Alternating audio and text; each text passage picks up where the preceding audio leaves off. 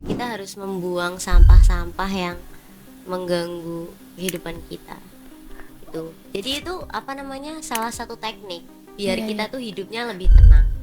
Sampah-sampah di sini tuh maksudnya kayak apa namanya, something yang nggak perlu gitu loh, kayak omongan orang yang bikin kamu down, terus ya perilaku dan lain sebagainya. Kamu nggak bakal bisa membuka relasi baru, nggak bisa apa lebih terbuka kepada orang, maksudnya untuk menambah relasi gitu ya, Iya, dalam iya. artian kalau kamu masih sampahnya menumpuk, memori full, nggak ada ruang buat masuk relasi-relasi baru, jadi kamu stuck di situ aja hidupnya, gitu-gitu aja gitu. Halo everyone, balik lagi di podcast kita. Bersama saya Vindi Maftuhatun Nadia. Hari ini podcast kita tuh kedatangan tamu yang super spesial. Dia nih orang nomor 1 di BEM kampus kita. Tapi yang bikin kerennya lagi, kampus kita kan berada di bawah naungan pondok pesantren nih. Pengurusnya juga khusus perempuan semua. Dan dia tuh mampu mendobrak tradisi karena terpilih di semester 5. Kalian pasti penasaran gak sih siapa sosok Bupres BEM kita tahun ini? Langsung saja kita sambut Ibu Presiden BEM kita. Good morning Bupres. Morning. Selamat datang di podcast kami. Di sini tuh Bupres, kami ingin mengenal gimana sih sosok Ibu Presiden BEM kita tahun ini. Silakan perkenalan dulu. Ya, perkenalkan, saya Naila Sukwega, saya dari Prodi Hukum Keluarga Islam. Biasanya saya dipanggil Naila kalau di rumah, tapi kalau di pondok biasanya saya dipanggil Sukwega Oh, gitu. jadi saya bisa panggil Suk gitu ya? Biar lebih akrab boleh gak nih ini? Iya, boleh sekali, silakan silakan Ya, makasih banget ya Suk udah menyempatkan waktu yang tentunya padat ya. saja. Jujur, banyak yang penasaran sama sosok kamu. Kita langsung ngobrol santai aja ya. Suk, gimana nih perasaan kamu pertama kali dipanggil Bu Pres sama anak-anak kampus? Sempet kagok gak sih? Ya, jujur agak gimana gitu, kaget juga sih, kayak masih gimana gitu pas dipanggil-panggil sama anak, kayak Bu Pres, Bu Bem, Bu juga ada yang Bem, panggil Bu Bu Bem Bem. juga. Terserah mereka manggil apa, tapi ya agak eh, soalnya kan Bu Pres tuh agak berat gitu Berat panggilannya. memikul ya. Iya gitu. Nah, dengar-dengar kepengurusan tahun ini tuh suasananya beda banget. Katanya ada aturan baru dari Pak Rektor yang bikin geger angkatan kamu nih. Boleh diceritain gak sih gimana ini? Ya waktu itu tuh apa namanya, kita juga ya, aku teman-teman semua ya satu angkatan tuh kaget dari semester 5, soalnya tiba-tiba banget, karena biasanya kan BEM itu apa, kepengurusannya tuh cutting ya semester akhir Semester lah. akhir. Untuk tahun ini ada gebrakan baru yang kepengurusannya dari PH, ketua dan lain sebagainya itu dari semester 5, dan bahkan semester akhir Oh, enggak sama sekali. Jadi semester akhir itu enggak BEM, langsung di DPM-nya. Jadi bagian mengawasi saja seperti itu. Nah, pada saat itu teman-teman sama cutting itu disuruh voting dari semester 5 ini. Sebelum pas itu kan belum semester 5 sih, masih semester 4 tuh. oh masih semester Iya. 4. Iya, iya, iya. Masih semester 4. Nah, terus habis itu di voting lah itu dari teman-teman semuanya satu angkatan. Nah, aku masuk di salah satu nama yang mereka cantumkan itu. Masuk nama kandidat gitu Iya, ya. masuk nama kandidat. Agak ya, nggak terlalu feeling, nggak feeling banget, cuma ya agak feeling dikit gitu kan ya. Terus habis itu akhirnya masuk ke tahap interview, bikin visi misi dan lain sebagainya. Itu aku pas interview ya udah kayak jawab aja ya, jawab sebisanya aja. Terus visi misinya juga aku bikin malam harinya, hamin nggak hamin satu lagi tuh, malam-malamnya aku bikin sambil ngopi ya, biasa aja gitu. Ya aku hanya mengungkapkan keresahan-keresahanku selama ini, karena jujur aku nggak terlalu politik kampus banget ya anaknya. Jadi gitu. Dari ungkapan curahan nih bisa jadi visi misi, hebat banget. Lah, kamu kan dasarnya anak baru mondok nih ya. pas kuliah juga. Terus gimana tuh adaptasinya antara ngaji, kuliah, sama mimpin BEM? Ya jujur juga aku kan ya anak baru, itu juga yang jadi aku agak gak enak sama teman-teman yang Iya. lain, soalnya kayak wah anak baru nih kok bisa, tapi kan ya alhamdulillah mereka mencantumkan namaku di kandidat kan, berarti mereka juga ada rasa percaya gitu loh, oh berarti Naila nih bisa mungkin dan sebagainya, jadi aku ngerasa dikasih kepercayaan sama kalian gitu loh. Terus untuk masalah yang eh, ngatur waktu itu ya semua itu kan sudah ditempatkan pada tempatnya sih, Iya, iya. kayak ngaji udah ada waktunya sendiri, kuliah udah ada waktunya sendiri, belajar belajar udah ada waktunya sendiri juga, jadi aku apa sebisa mungkin menempatkan pada tempatnya, misalnya waktunya ngaji ya ngaji, waktunya belajar belajar, kuliah kuliah gitu.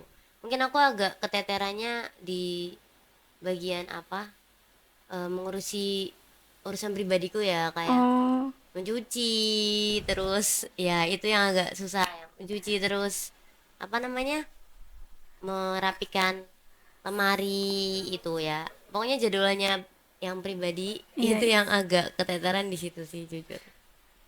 Iya, iya, iya. Ya diminum dulu nih, Sok. Sampai lupa aku. Soalnya kan aku denger-denger nih ya, kalau kamu itu suka banget sama kopi. Terus mungkin ada hubungannya nggak sih kopi sama kehidupan kamu atau cara kamu mimpin? Terus kamu tuh terinspirasi dari mana? Ya sebenarnya aku suka kopi hitam sih Oh gitu. my god, salah berarti nih ya. Iya nggak apa-apa. Padahal aku udah nyiapin biar cepet gitu ya. Makanya aku pakai kopi saset gitu. Mm-mm. Gak taunya kamu itu sukanya kopi asli gitu, kopi barista. Ternyata guys gak suka kopi yang kayak gini, kurang suka gitu. Iya, soalnya menurutku kopi hitam tuh apa ya, aku kalau nyari inspirasi itu biasanya sambil ngopi sama ya ada partner ngopiku, kalau malam-malam biasanya kita ngopi bareng sambil bertukar relasi atau mencari inspirasi apa gitu. Karena kopi itu apa ya, dia itu pahitnya tuh cuma di depan aja, nanti ada rasa manis di belakangnya Kayak gitu. kehidupan dong nih. Iya, apa aja, anything anything. Terus apa namanya, ada namanya kopi yang aku suka tuh V60 sama espresso. Lah itu tuh ada apa, pahitnya tuh di awal aja, nanti di belakangnya tuh ada kayak rasa, tergantung aja, nanti ada yang kopi lokal, ada yang Hmm, flora, nanti tergantung milihnya apa gitu. Itu sih, cuma karena ini di pondok jadi kan keterbatasan yang nggak ada kafe juga nih ya, jadi aku ngopinya pakai kapal api aja kapal biasanya kalau api ini. malam-malam gitu. Terus dengar-dengar juga kamu itu suka nyanyi gitu loh, Suk. Benar nggak ini? Takut nanti salah lagi nih infonya nih. Iya ya, salah satu apa caraku untuk mengungkapkan perasaan, mengekspresikan diriku itu dengan menyanyi, menulis seperti itu. Aku juga penikmat seni lah gitu. Karena apa ya, kita kan juga butuh mengungkapkan sesuatu, dan nggak semua itu harus diceritakan. Iya, Bisa betul. lewat menulis, bisa lewat bernyanyi, karena lagu-lagu itu juga maknanya sangat dalam sekali ya, tergantung lagunya juga, karena aku suka lagu itu me, apa, melihat dari segi maknanya dulu, Maknanya. kayak Nadine Amizah, terus Yura Yunita, Feby Putri, Tulus, banyak lah pokoknya yang apa namanya, makna-maknanya itu bisa mewakilkan perasaanku seperti itu, dengan menulis juga, karena katanya masku tuh kita harus membuang sampah-sampah yang mengganggu kehidupan kita itu. Jadi itu apa namanya, salah satu teknik biar Iya, kita iya. tuh hidupnya lebih tenang. Sampah-sampah di sini tuh maksudnya kayak apa namanya, something yang nggak perlu gitu loh, kayak omongan orang yang bikin kamu down, terus ya perilaku dan lain sebagainya. Pokoknya sampah-sampah yang ada kan, pasti kan kalau misalnya di galeri gitu kan pasti kan ada sampah Iya toh. nih, betul, betul. Kalau penyimpananmu penuh ini kan ada sampah, Iya. nanti kamu harus membersihkan sampah itu baru kamu bisa membuka galeri itu. Ya ya sesimpel itu. Jadi hidup juga seperti itu, kamu nggak bakal bisa membuka relasi baru, nggak bisa apa lebih terbuka kepada orang, maksudnya untuk menambah relasi gitu ya, Iya, dalam iya. artian kalau kamu masih sampahnya menumpuk, memorimu full, nggak ada ruang buat masuk relasi-relasi baru, jadi kamu stuck di situ aja hidupnya, gitu-gitu aja gitu. Akhirnya kamu bosen-bosen sendiri sama hidupmu gitu loh. Iya, iya, betul, betul, betul. Kalau sampahnya udah dibuang kan kita enak, jadi ada ruang lagi buat masuk relasi baru, buat ide-ide pemikiran baru seperti itu. Kamu boleh nyanyi satu lagu aja gak sih yang relate banget sama kehidupan ini yang kamu suka juga nih, Suk? Ya, kalau jujur lagu-lagu yang aku suka tuh kayak lagunya Nadine Amizah gitu-gitu ya. Soalnya dia bahasanya agak baku, terus apa? Kalau dia diartikan letter like itu nggak bisa karena dia bahasa hati, Iya, iya. semacam puisi dan lain sebagainya. Cuma akhir-akhir ini ya aku lagi suka sama lagunya Raim sih, yang Bersenja Gurau. Oh, iya, iya, Ya, iya. itu. Tapi aku sepenggal aja ya, sepenggal aja. Boleh, boleh nih. Aku suka yang part lirik ini. Jika sempit hidup ini, tidur selalu tak tenang, pagi selalu menyiksa, semua akan baik saja. Sebab Tuhan telah berjanji setelah sempit ada kemudahan. Selalu ada pelangi pada setiap mendungnya, setiap deritaku kan ada selalu untukmu, temani setiap derita, jadi pelukan ternyaman untukmu. Keren banget, keren, keren, Makasih, keren, makasih. keren. Ya itu sepenggal aja itu, apa salah satu kalimat yang aku suka di situ tuh ada makna dari Al-Quran, surat Al-Insyirah yang inna ma'al usri yusra. Oh, iya, Nah, iya, iya. itu mungkin pendapatku aja ya, aku nggak tahu, mungkin setiap orang kan punya apa sudut pandang tersendiri tentang sebuah lagu gitu. Karena aku suka apa mencari-cari makna sebuah lagu, mungkin ada juga lagunya Raim yang Iqra, itu juga kan ya dari berhubungan juga dengan surat Al-Quran lagi gitu. Ya Masya Allah sih beliau. Terus dari Bersenja Guru ini Innamal usri yusra, itu kan biasanya kita mengartikan setelah kesulitan ada kemudahan Iya. gitu ya, dan berbagai tafsir lainnya, masih banyak lagi tafsirnya. Tapi aku ada yang menarik nih. Apa nih? Kemarin aku baca bukunya M. Hainun Najib, Cak Nun. Oh, iya, iya, Cak Nah, Nun. ada bukunya beliau tuh judulnya Hidup itu harus pintar ngegas dan ngerem. Nah, di situ beliau tuh ada apa eh mengutip itu al-insyirah inna ma'al usri yusra. Terus kalau misalnya setelah itu kan bahasa Arabnya apa? Ba'da. Ba'da kan. Oke. Nah, di situ inna ma'a gitu. Nah, harusnya kan bukan setelah, harusnya bersamaan kesulitan itu ada kemudahan. Jadi apa namanya? Pas kesulitan itu datang, itu udah ada kemudahan di situ. Cuma kita mau menyadari tidak kemudahan itu gitu. Tuh. Iya, iya, iya, iya. Itu perspektifnya Cak Nun. Nah, beliau ini ya aku suka karena pemikiran-pemikiran beliau tuh apa ya? Beliau tuh menyampaikan pesan langit dengan bahasa bumi. Jadi tasawuf itu jadi sesederhana itu karena dijelaskan sama beliau. Tuh, Habib Ja'far juga, beliau juga toleransinya sangat Masya Allah gitu. Kece. Selain mimpin BEM, bisa nyanyi, Masya suka Allah. kopi. Ngambil inspirasi tuh cuma dengan segelas kopi, guys. Terus juga kalau dia ada masalah, nggak usah koar-koar lah. Ininya wanita nggak bercerita, ini real bubem kita nih. Cuma dicurhatin lewat tumpahan tinta aja udah ngelegain hatinya. Keren, keren, keren. Terus nih, Suk, aku penasaran ya.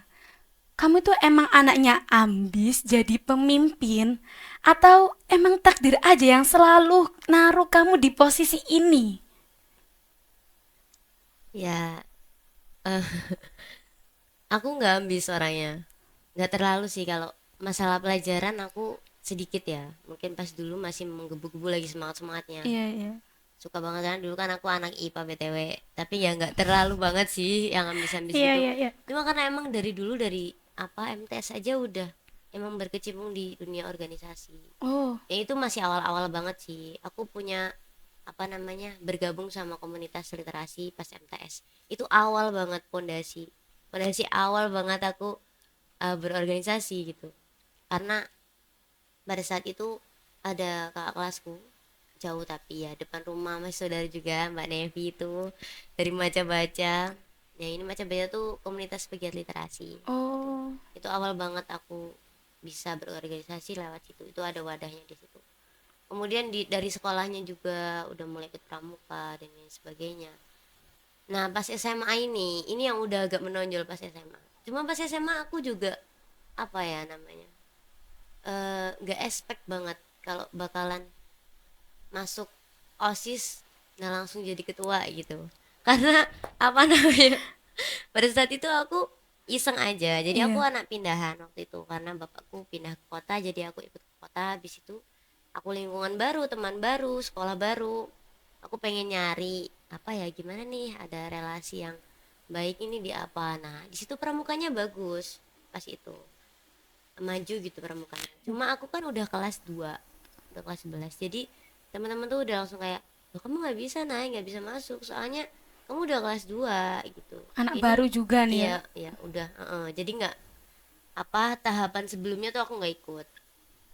Nah singkat cerita, ada pamflet rekrutmen anggota OSIS. OSIS. Hanya aku daftar tuh karena aku pengen apa, setidaknya aku ikut organisasi satu Iya, lah iya, gitu. iya. Oke aku daftar. Setelah itu ada interview sama tes tulis. Tes tulis itu pun aku telat karena aku ketinggalan info, nggak ada yang ngasih info ke aku. Terus akhirnya aku telat dan itu udah cepet-cepet, dan ternyata itu jawabannya yang nggak nyeleneh itu aku sendiri. Yang lainnya tuh udah nyeleneh jawabannya. Gimana tuh? Ya kurang tahu, pas itu dibilangin sama apa kakak kelasku kayak gitu. Terus habis itu interview lah, aku interviewku tuh 2 kali. Iya. Aku agak, nah ini why gitu, Ya kok heran bisa dua gitu kali ya. kenapa. Nah ternyata yang di interview 2 kali itu cuma beberapa anak waktu itu. Nah itu ternyata yang masuk di kandidat ketua OSIS. Pas itu aku udah selesai di apa, interview sama guru, kali ini sama guruku, dibilangin ya selamat ya Naila, silakan apa namanya, disiapkan visi misinya, nanti untuk wakilnya menyusul. Aku udah, loh gimana pak, ini maksudnya gimana, aku udah gitu kan. Iya kamu ini masuk di kandidat ketua OSIS. Aku di situ, loh pak nggak bisa, saya anak baru seperti ini, tak jelaskan dan sebagainya banyak. Loh nggak apa-apa kan masih calon. Nah pasti kan kayak gitu ya. Iya, iya. Terus saja gitu sampai pemilihan, sampai debat, sampai pemilihan.